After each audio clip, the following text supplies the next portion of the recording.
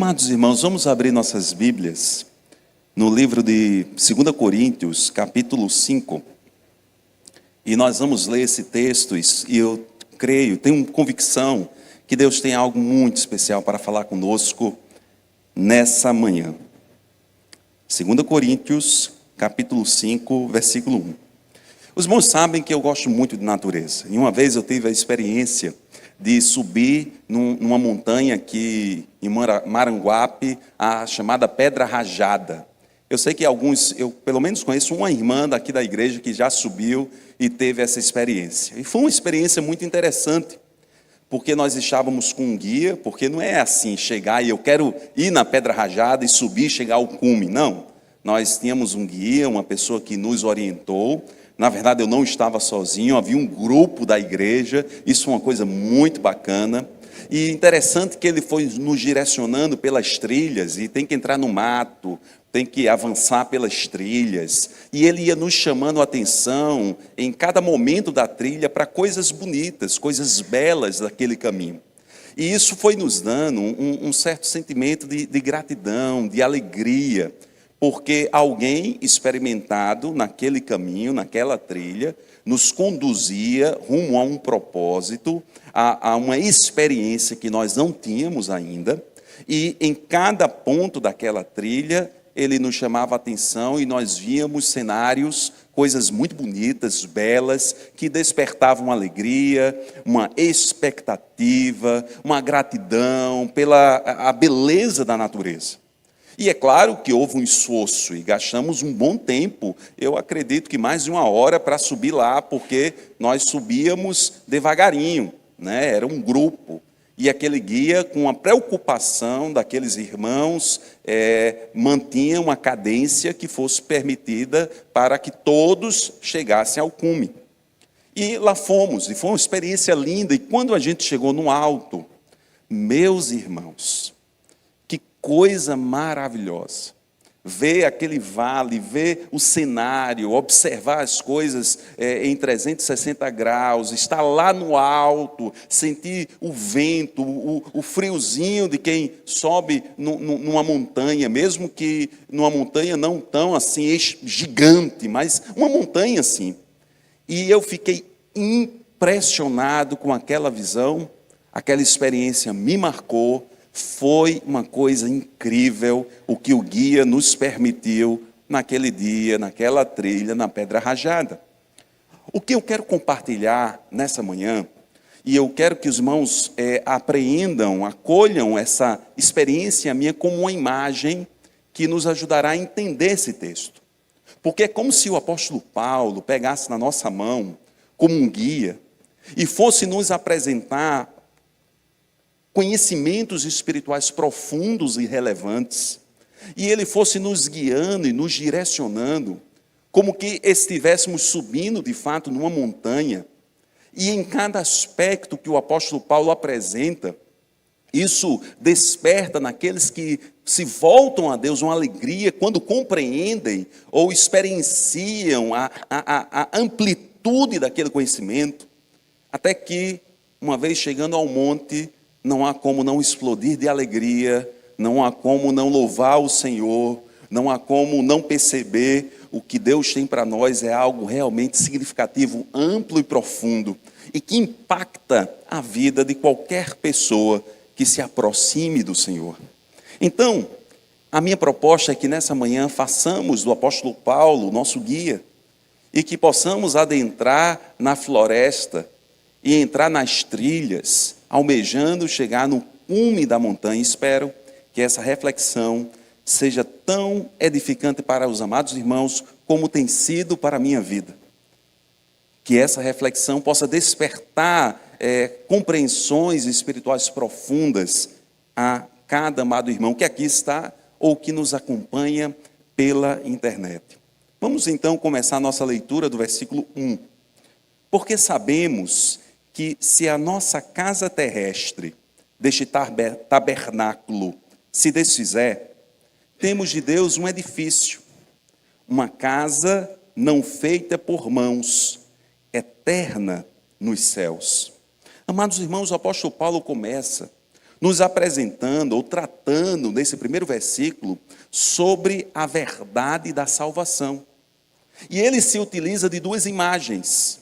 A primeira imagem, o tabernáculo, que também pode ser traduzido por tenda, que numa linguagem mais atualizada poderíamos entender por habitação. A segunda imagem que o apóstolo Paulo traz é edifício, prédio.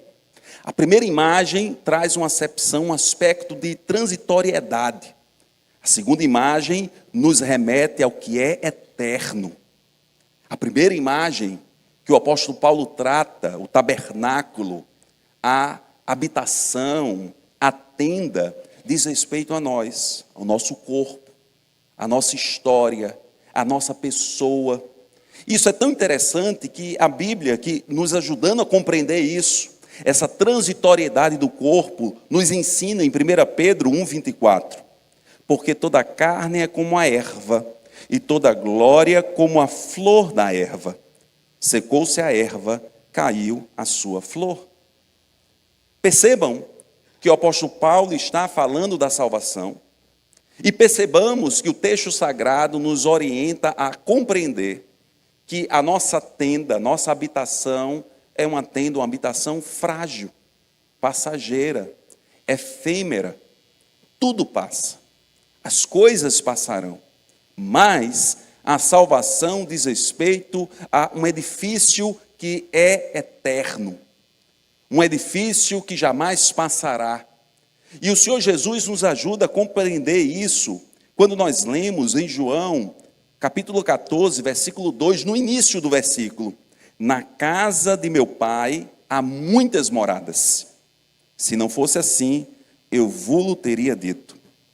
Vejam bem, o apóstolo Paulo, que está pegando em nossas mãos, está nos direcionando a compreendermos. Existe uma salvação. No mundo marcado pelo fenômeno da entropia, que tudo se desestrutura, tudo se acaba, tudo perece, neste mundo, há uma verdade preciosa, robusta, poderosa, fruto do amor, que é a salvação. O apóstolo Paulo, tentando expressar isso, se utiliza de duas imagens. A tenda, que é perecível, que é frágil, que é a nossa vida, e o edifício, nessa perspectiva de um edifício eterno. Mas o apóstolo avança um pouco mais e tenta desenvolver a sua ideia, tenta explicitar com maior profundidade essas verdades, para que aqueles que o ouvem possam ser tocados e edificados através do Espírito Santo. E no versículo 2 nós lemos: e por isso também gememos, desejando ser revestidos da nossa habitação que é do céu. Vejam bem, o apóstolo Paulo falava sobre a salvação, mas agora ele começa a tratar um nuance da salvação, que é a expectativa da salvação. O desejo de querermos ser salvos. O desejo que nos faz a compreender e buscar em Deus um direcionamento para que nós possamos vivenciar a salvação. E a salvação, é importante que se diga, traz consigo um aspecto de perfeição, de plenitude. Se não vejamos no detalhe dos dois primeiros versículos. Primeiro detalhe, uma casa não feita por mãos. Primeiro versículo. Versículo 2, desejando ser revestidos da nossa habitação, que é do céu. Esse detalhe, amados irmãos, remete à perfeição. Algo que é do céu, algo que não é feito por mãos, e entenda a perfeição como plenitude. Imagine qualquer coisa que você goste, qualquer coisa que seja significativa, qualquer coisa que seja valiosa para você, é maior, é superlativamente maior do que isso que você tem pensado. Na salvação, nós encontramos a plenitude da parte de Deus. Aliás, não só o ambiente é de plenitude para cada um de nós, como nós também seremos plenos, porque nos orienta a palavra do Senhor, nos diz a palavra do Senhor, que nós teremos corpos glorificados. A própria Bíblia tentando tratar disso, porque é difícil tratar de algo que é pleno, é difícil tratar de algo que é perfeito, é difícil tratar de algo que é superlativo, que está para além da nossa imaginação. O próprio texto sagrado tentando nos orientar, nos ajudar a compreender isso, nos diz em 1 Coríntios 2,9, mas, como está escrito, as coisas que o olho não viu, e o ouvido não ouviu, e não subiram ao coração do homem, são as que Deus preparou para os que o amam. Amados irmãos, nesse momento há um chamamento do texto sagrado para enxergarmos a beleza da eternidade, para nos alimentarmos dessa convicção da salvação de Deus para nós e desenvolvermos um desejo de vivenciarmos tudo aquilo que Deus tem para nós e que nos conduzirá à eternidade. Em outras palavras, que é a nossa proposta de vida, que o nosso inclinar-se quanto à vida, a nossa equação de existência, leve em consideração a eternidade junto ao Pai. Mas o apóstolo Paulo tenta nos conduzir a um aprofundamento. E ele vai nos direcionando por essa montanha maravilhosa. E ele vai apontando para novos horizontes. E nós continuamos a nossa leitura. Eu peço que os irmãos deem um salto, um pequeno salto, e possam ir para o versículo 5. E o texto nos diz: ora, quem para isto mesmo nos preparou foi Deus, o qual nos deu também o penhor do Espírito. Vejam bem, diante de algo tão glorioso, diante de algo tão maravilhoso, o apóstolo Paulo nos ensina que existe um penhor, uma garantia para que possamos acessar estas coisas. E isso tem uma certa lógica, porque se nós parássemos para pensar e compreendêssemos como é verdade a grandiosidade da salvação, e tivéssemos um pouco de bom senso, nós poderíamos chegar à conclusão factível e lógica de que não é possível acessar a salvação. Porque nós podemos olhar para a história, por exemplo, e vemos tantas atrocidades, tantas coisas ruins, tantas dificuldades, tanta maldade na humanidade, em que a decorrência lógica seria: não é possível ser salvo. Se nós fôssemos para o texto sagrado, as Escrituras, e observássemos as Escrituras e olhássemos aquilo que as Escrituras falam sobre a humanidade, é possível também que cheguemos a uma decorrência lógica que não é possível ser salvo. Por exemplo, nós lemos em Romanos 3,11, não há ninguém que entenda, não há ninguém que busque a Deus, não há ninguém. Se lêssemos no versículo 23, do mesmo Romanos 3, nós leríamos: porque todos pecaram e destituídos estão da glória de Deus. Mas se continuarmos a leitura do texto sagrado e nos aprofundarmos, perceberemos o alento. E mesmo Romanos 3, no versículo 24, porque o apóstolo Paulo aqui está construindo um conhecimento, nos diz: sendo justificados gratuitamente pela sua graça, pela redenção que há em Cristo Jesus. Nós temos uma expectativa de salvação não pela nossa inteireza moral, não pela nossa capacidade, não pela nossa pureza, não porque nós não pecamos, não erramos ou não vacilamos, mas nós temos uma expectativa de salvação, essa salvação eterna, porque Deus gratuitamente em Cristo nos permite ter essa expectativa. Por isso que no texto base desta manhã, o apóstolo apresenta um garante, uma garantia, um penhor, que é o Espírito Santo sobre nós. Quando lemos, por exemplo, em Efésios, no capítulo 1, versículo 13 a 14, essa ideia de penhor surge novamente nas Escrituras. Vejam bem, em quem também vós estáis, depois que ouvistes a palavra da verdade, o evangelho da vossa salvação, e tendo nele também crido, fostes selados com o Espírito Santo da promessa, o qual é o penhor da nossa herança, para a redenção da possessão adquirida, para o louvor da sua glória. Amados irmãos, trilhemos a trilha que nos está proposta nessa manhã. Há uma salvação, algo que foi construído com muito amor. Essa salvação deve despertar naqueles que são alcançados pela graça de Deus uma expectativa de salvação. Essa expectativa atravessa e deve atravessar a nossa história. Essa expectativa deve nos ajudar a fazer as nossas escolhas. Essa expectativa deve nos permitir entender quão grandiosa graça da parte de Deus.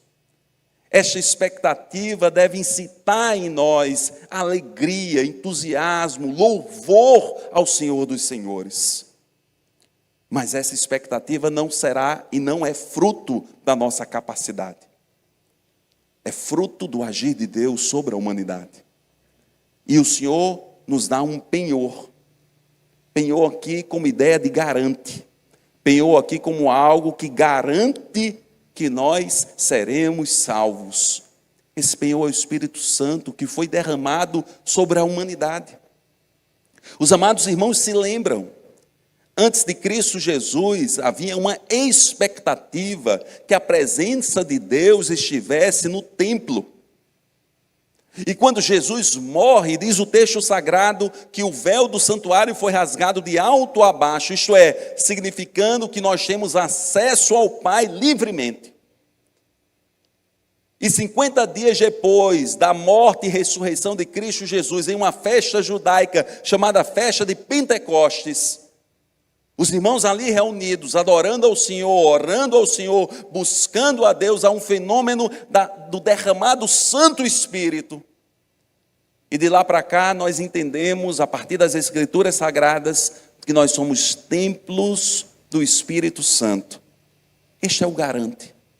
O Espírito Santo que não habita num templo feito por mãos humanas, que não está aqui no prédio, no sentido de habitar no prédio, mas habita na vida de todo aquele que se volta a Cristo Jesus, tocado por essa notícia tão maravilhosa e que constrói essa expectativa de salvação e diz: ó Senhor, vem conduzir os meus passos.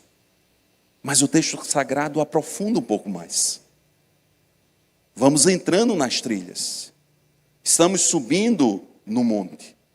Queremos acessar mais conhecimentos espirituais. E no versículo 11 de 2 Coríntios 5, que é o nosso texto base, nós lemos: assim que, sabendo o temor que se deve ao Senhor, persuadimos os homens à fé, mas somos manifestos a Deus. E espero que vossas consciências sejam também manifestos. Porque não nos recomendamos outra vez a vós, mas damo-vos ocasião de vos gloriardes de nós, para que tenhais que responder aos que se gloriam na aparência, e não no coração. Amados irmãos, o apóstolo então vai aprofundando. E falando àqueles que o ouviam, e Deus falando a cada um de nós, que nós devemos alimentar uma fé verdadeira e não aparente. É interessante quando nós lemos esse texto sagrado, e estamos atentos ao contexto em que ele foi construído, no contexto em que Paulo escreveu ao povo, aos cristãos em Corinto, aquela cidade grega, cosmopolita, ele estava enfrentando grandes adversidades e perseguições de pessoas que estavam dentro daquela igreja. E muitas delas tentavam desvalorizar o ministério do apóstolo. E muitas delas falavam que ele não era da parte de Deus. E ele enfrentava essa perseguição e muitas delas tentavam expressar uma espiritualidade que era apenas aparente. Por isso, o texto sagrado adverte a todos aqueles que têm acesso a essas verdades espirituais da salvação, da expectativa da salvação, do garante a vivenciarem uma fé verdadeira e não apenas aparente. Os irmãos se lembram da advertência do profeta Oséias, que nos ajuda a compreender esse aspecto. Nós lemos em Oséias 6,6, porque eu quero misericórdia e não sacrifício, conhecimento de Deus, muito mais do que os vossos holocaustos. Vivemos em um tempo marcado por performances. Vivemos em um tempo em que o parecer alguma coisa talvez seja mais importante do que ser algo. Vivemos em um tempo em que as dinâmicas relacionais muitas vezes se dão em função de imagens. E imagens espetaculares, imagens belas, imagens que apresentam uma perfeição que não existe na prática. E esses aspectos culturais da presente era podem afetar a nossa caminhada cristã e podem incitar ou ensejar ou abrir a oportunidade de um exercício de fé aparente, vinculado a performances, em que as pessoas começam a entender e compreender que adorar a Deus é apenas levantar as mãos, que adorar a Deus é apenas se emocionar, que adorar a Deus é apenas se portar de uma maneira assim, que chama a atenção de outras pessoas e que aparente ou apresente uma determinada santidade que muitas vezes não existe. O que o apóstolo Paulo está tratando, e é algo extremamente atual nos dias de hoje, e um chamamento para que tenhamos uma comunhão verdadeira com Deus, é que a nossa fé deve ser real. E uma fé direcionada a Cristo Jesus. E uma fé que diz respeito a um coração que é transformado, que é quebrantado perante o Pai.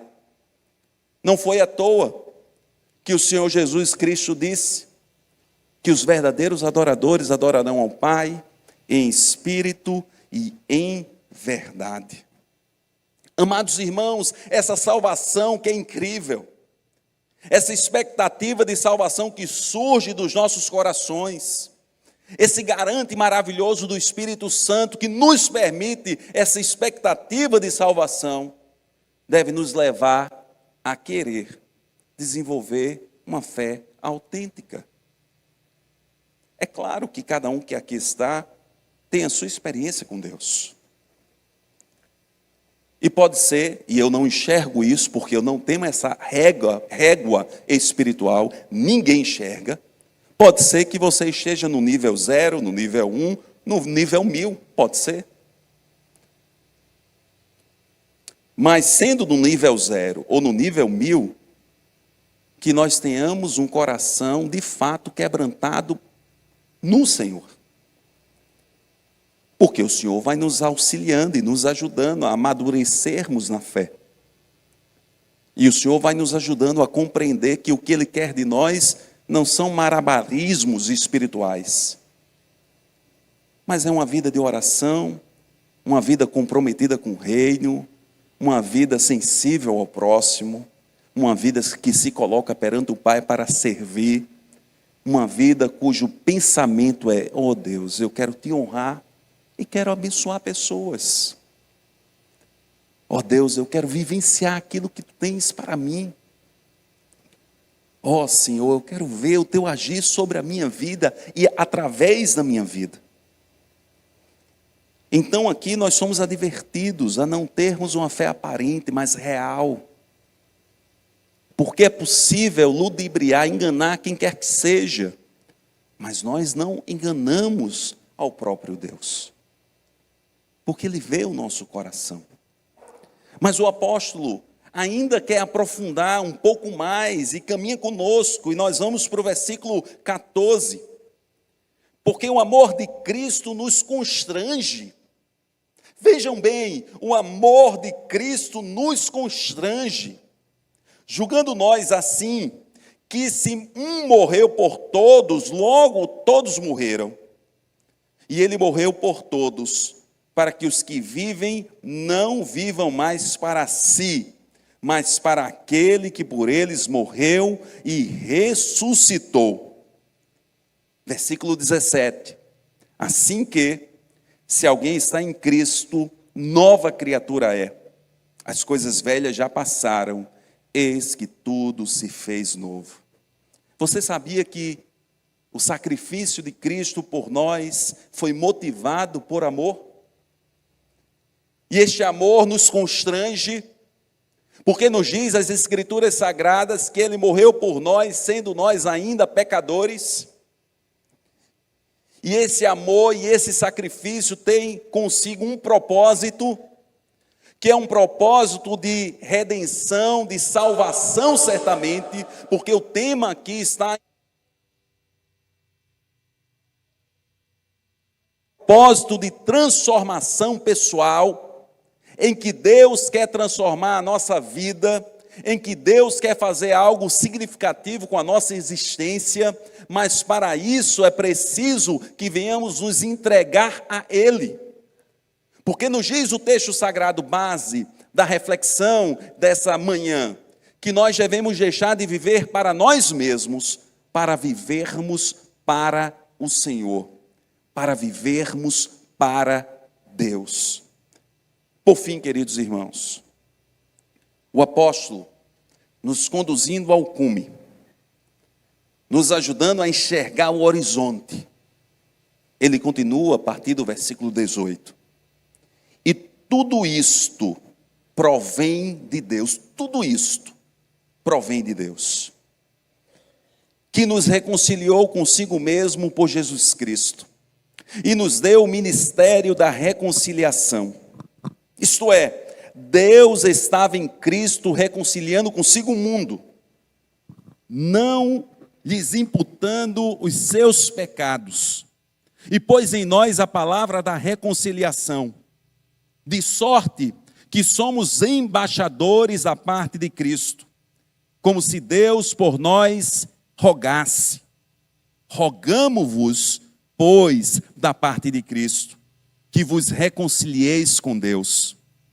Aquele que não conheceu o pecado, e fez pecado fez pecado por nós, para que nele fôssemos feitos justiça de Deus. Amados irmãos, e tudo isto provém de Deus, a salvação, a expectativa da salvação, o garante, o penhor do Espírito, a fé, o amor que constrange, tudo isso provém de Deus. E o Senhor nos reconcilia consigo por Jesus Cristo. E Ele nos apresenta e nos dá um ministério, um serviço, que é o ministério da reconciliação, que é o ministério em que nós apontamos e apresentamos o Evangelho que transforma e que liberta. Interessante que a Bíblia nos ajuda a compreender isso mais profundamente, porque a Bíblia fala sobre a própria Bíblia, e nós lemos em Efésios 2, de 1 a 3, e vos vivificou estando mortos.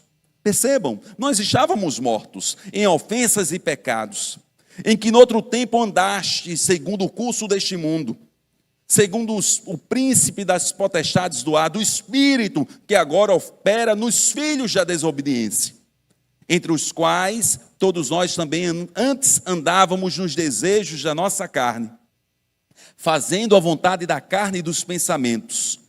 Éramos, por natureza, filhos da ira, como os outros também. Éramos, por natureza, filhos da ira.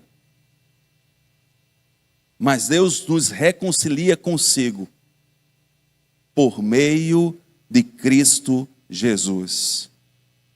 A graça e o amor de Deus que nos constrange apresenta para o mundo um plano de salvação.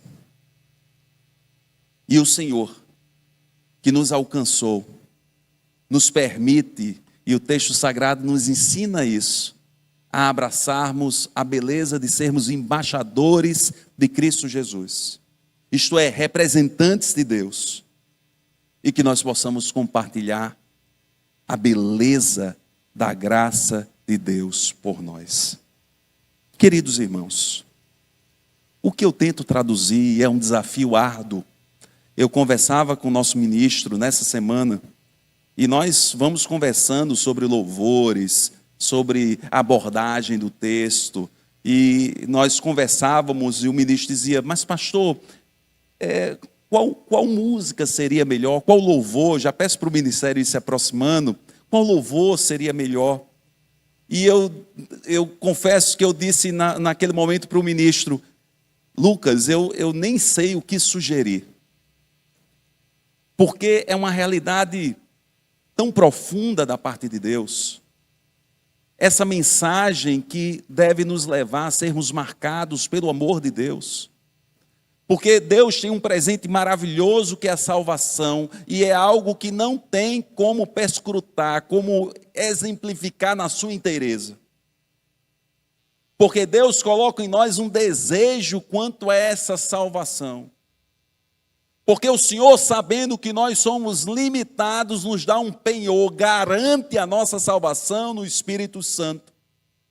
E esse penhor, essa garantia, conquanto nós não venhamos a pagar, porque é pela graça, foi pago. Por isso que as Escrituras falam do amor que constrange. E esse amor que constrange, que é fruto de uma entrega, de um sacrifício pela humanidade. É um amor que irradia sobre a vida de todo aquele que diz, Senhor, eis-me aqui. E que funciona como uma potência de reconciliação. É como se Deus estivesse dizendo para a gente, você estava outrora longe, eu quero você perto. Você é meu filho, eu te amo. E essa conciliação maravilhosa que nos permite não só a eternidade junto ao Pai, mas uma transformação na nossa história hoje e aqui, porque quem está em Cristo, nova criatura é. Esse amor maravilhoso, esse ministério da reconciliação nos é compartilhado. Porque nós somos embaixadores de Cristo. E somos chamados a compartilhar esse evangelho que transforma e liberta. E diante desse cenário tão maravilhoso, desse cume tão maravilhoso, tão profundo, não há como não nos alegrarmos, como não darmos glória, como não termos um coração grato diante de Deus.